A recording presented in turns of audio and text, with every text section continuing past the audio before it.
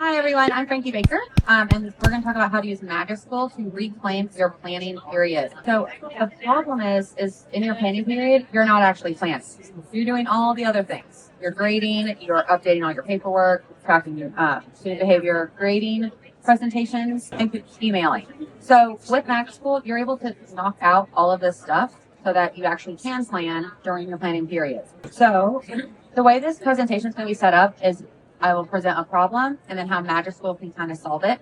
So if you have a ton of emails, MagicSchool has 3 different generators to help you either create emails or to respond to them. So the different types, you have professional, which is kind of exactly as it sounds. So the staff, other educators, the community, and other professionals. One that goes to your families, and then one that you can actually use to respond to people. So show you kind of pictures. The professional and family email, they are identical. You just put who's writing, and then you can either just use the microphone to explain what you want it to say. You can upload what you want it to, or you can just use the typing feature to draft those emails. And the email responder is almost the same, but now you are pasting the email that you got and you want to help figure out how to respond to it. Now, disclaimer, before this presentation, I did not know the difference between the professional drafting one and then the family one. I even went and did like an example and I felt like they were pretty similar. So meet Raina.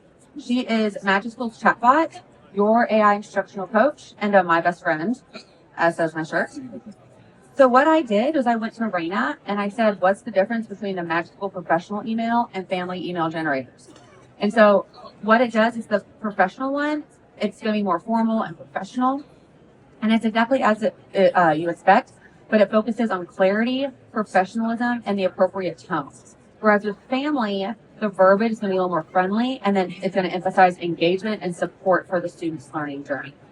So they look identical when you put them in, but the output should be a little bit different. But if you have not used Raina before, I would. She is wonderful. Okay, another thing that you are doing in your planning period is you are searching the internet to find text that fits your need and your purpose. You can use MagicSchool to create all sorts of different types of text. So, and then you can use it to write your questions for you. I'm not going to dive into these just because they are pretty self-explanatory. And with MagicSchool, as I'm sure y'all have noticed, there's updates all the time. So I stopped here. Also, you're spending your planning period grading. So you can use it to actually give feedback based on what the students are writing. I have a teacher that does this, and she says she's been teaching for like 20 years, and it saves her so much time, and the kids really look forward to that feedback that she's able to give them. So what you do is you just put in the grade level, you describe the assignment, and then you type the feedback or rubric. You can actually upload it right here. So you probably have a student-facing rubric, just add it right here. And then you would, if you have any additional feedback here, you can copy and paste the written work, or you can attach it again. So lots of different ways. One note though is that this is going to be one per student. Okay, also report cards. The comments are so beneficial, but it's one of those easy things to ignore and not do because it takes so long. You can use MagicSchool to generate those comments. So you just do the pronouns, areas of strength and growth. Here I circled the microphone because for me, I would find it so much easier just to be able to describe the student using words conversationally and then generate instead of having to type it out, which if it's faster for you to type it, go for that. Presentations. They're fun to make, but they take really long. I just remembered I'm recording on a mic, so I can't cuss. So they take a long time. So you can create it. And then here I actually went through and I went, have y'all seen the bar that has the big jackalope in it? I made this right after we saw that. So I said, are jackalopes real? And so I'm making a presentation on that. So I went and found that from the website. When you click the upload button, you're actually able to click all of these options here. So I clicked website and found it that way.